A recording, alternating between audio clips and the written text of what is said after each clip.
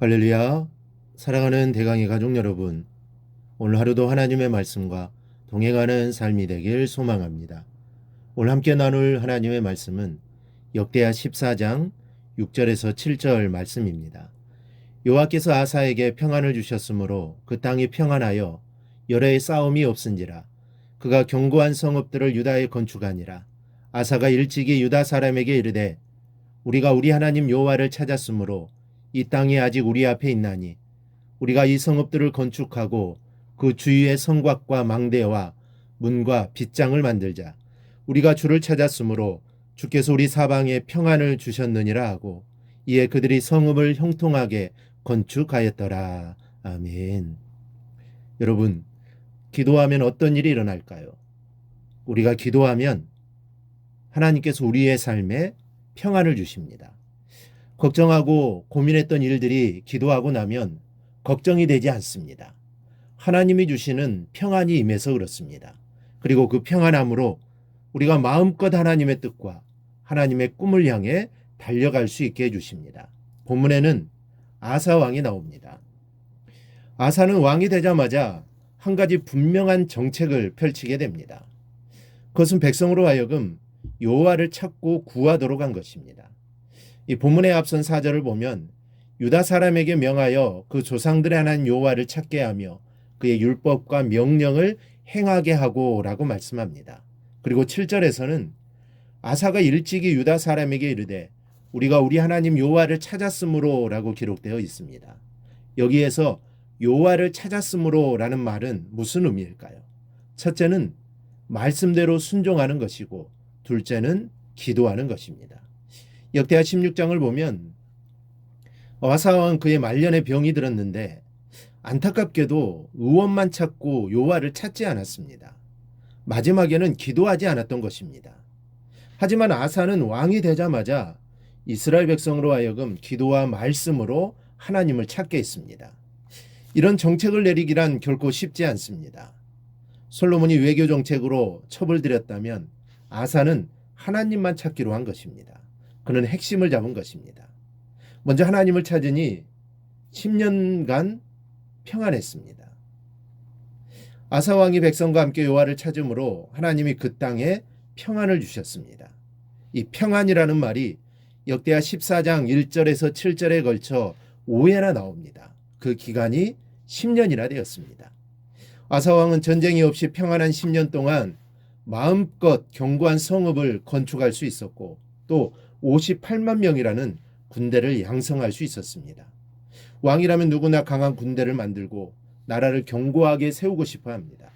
그러나 주변 강대국들이 절대로 내버려 두지 않습니다. 때로는 천재지변이 일어나거나 전염병이 돌기도 합니다. 어느 부모가 평안한 가정, 형통한 자녀의 삶을 원하지 않겠습니까? 어떤 사업가가 자기 사업을 확장시키고 싶지 않겠습니까?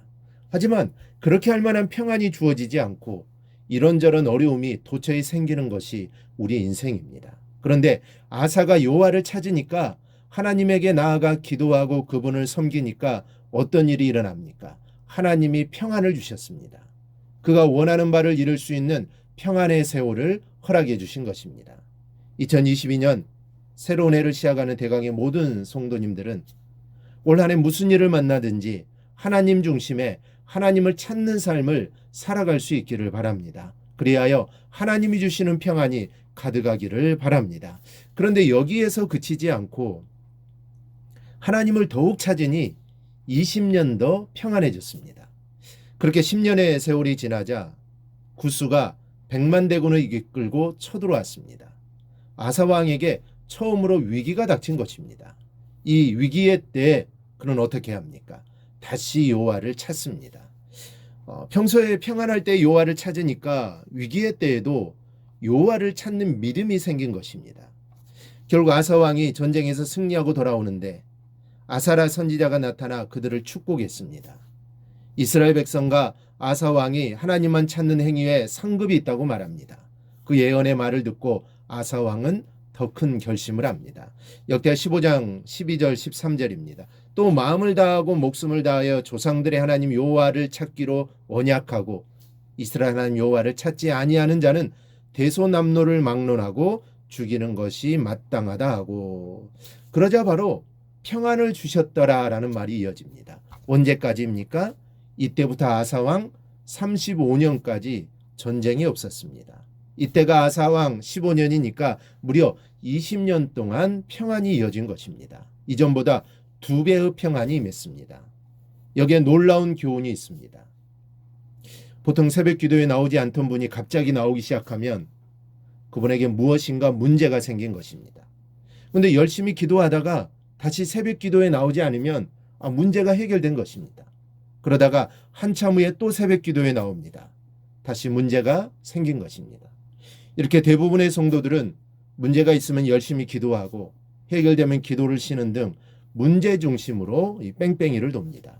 그러니까 늘 제자리일 수밖에 없습니다. 그런데 아사왕은 열심히 기도하니 10년 평안을 얻었고, 그래서 더 기도하였더니 20년 평안이 맺습니다. 이 점이 중요합니다.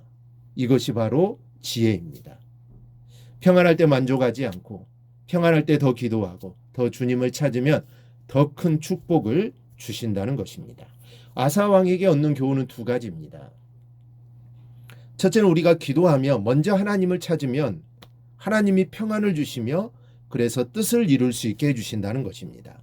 둘째는 하나님이 평안을 주실 때 더 끈기 있게 지속적으로 기도하면 더 큰 은혜, 더 큰 축복을 주신다는 것입니다. 우리가 끈기 있게 기도할 때 하나님은 놀라운 응답을 주실 것입니다. 아사는 정말 대단한 사람입니다.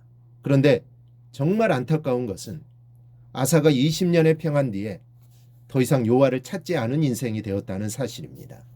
20년의 평안한 세월 후에 이스라엘의 바하사가 침공해 오자 아사 왕은 하나님을 구하지 않고 아람 왕 베나닷을 의지합니다. 그가 20년 전에 하나님에게 드렸던 금과 은을 베나닷 왕에게 내물러 줍니다. 이에 선지자 하나니가 나타나 책망하자 아사 왕은 화가 나서 하나니를 옥에 가두어 버립니다.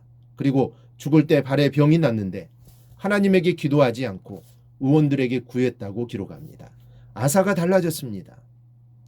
20년의 평안의 세월이 지나는 동안 그의 신앙이 약해진 것입니다. 물론 아사가 왕이 되어 무려 35년 동안 하나님을 찾으며 일편단심 달려온 것은 정말 잘한 것입니다. 그런데 그는 마지막 4년을 하나님을 찾는 데 실패하고 말았습니다. 그래서 더욱 아쉬움이 남습니다. 이처럼 끝까지 주님만 찾는 인생이 된다는 것은 정말 어려운 일입니다. 한때 잘하던 사람의 열심히 식어버리는 경우가 얼마나 많은지 모릅니다. 그러나 우리는 끝까지 주님을 찾는 인생이 되어야 합니다. 그러한 삶을 살았던 사람이 바로 다윗입니다. 이 점이 다윗이 위대한 점입니다.